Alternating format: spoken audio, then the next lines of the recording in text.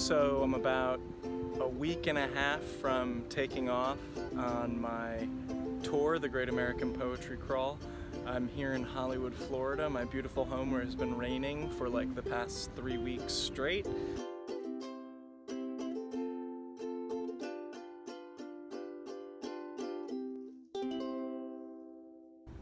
First day of tour in the Volkswagen, 8:30, driving to Jacksonville, should take about 5 hours, and then reading tonight at South Lake Gallery. 5 hours later, I'm in beautiful Jacksonville, Florida, headed to talk to Tim and Johnny about tonight's reading and ask them some questions about Jacksonville's lit scene.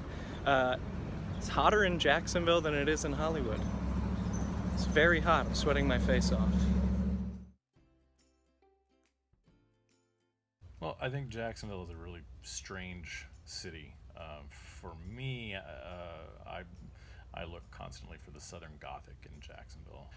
It is Florida, but it's not Florida if you're from South Florida. And it's a strange kind of nexus of everything that is weird and wonderful, depending on your perspective about Florida. Jacksonville,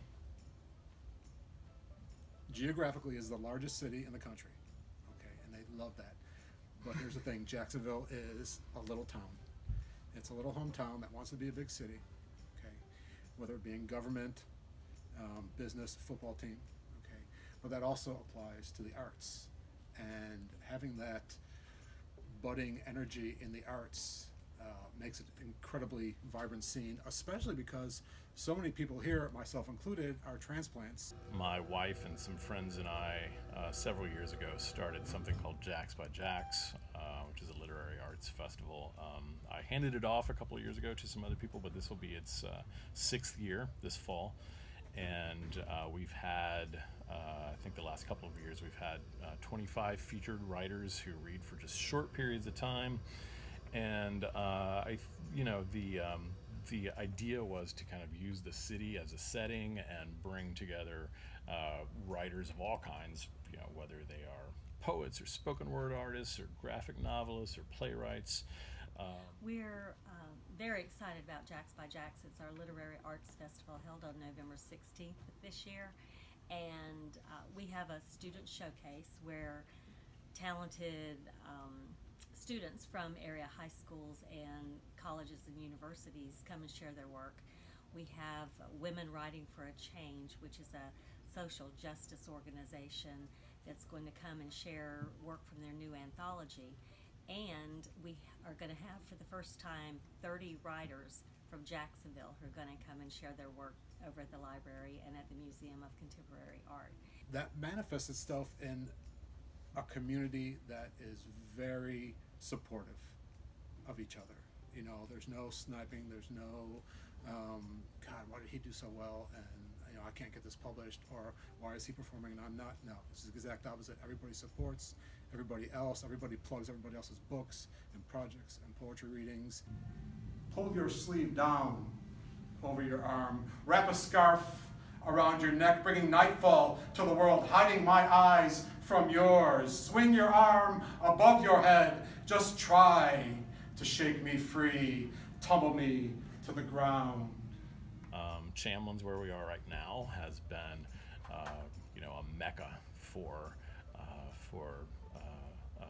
writers and for all sorts of literary arts in the city for decades.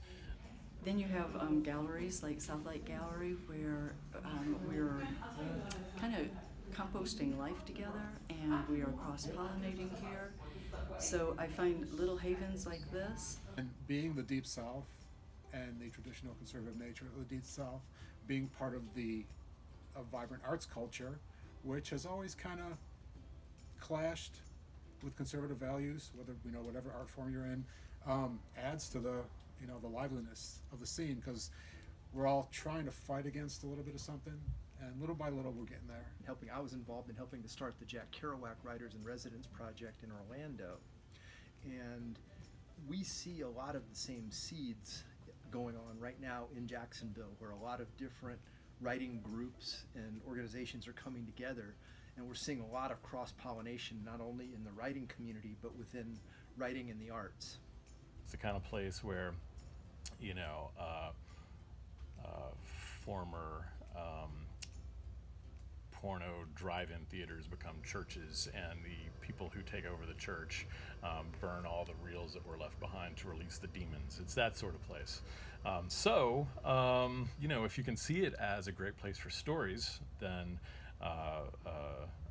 you'll find them. You know, they're just walking around the streets. 13 times. I get a kick out of that, Nancy says and laughs. No, I wasn't shot 13 times. It's a little dramatic. I know the newspapers reported that. I was only shot 7 times. But, you ready? Here's the punchline. I was only shot 7 times, but I did have 13 holes. She laughs.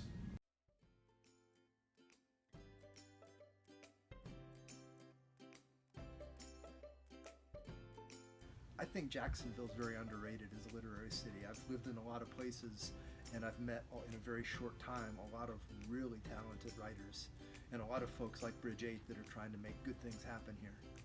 It's an exciting, you know, it's an exciting place. It's a lot happening. Durham, and of course I got to toot my own horn with Happy Taper.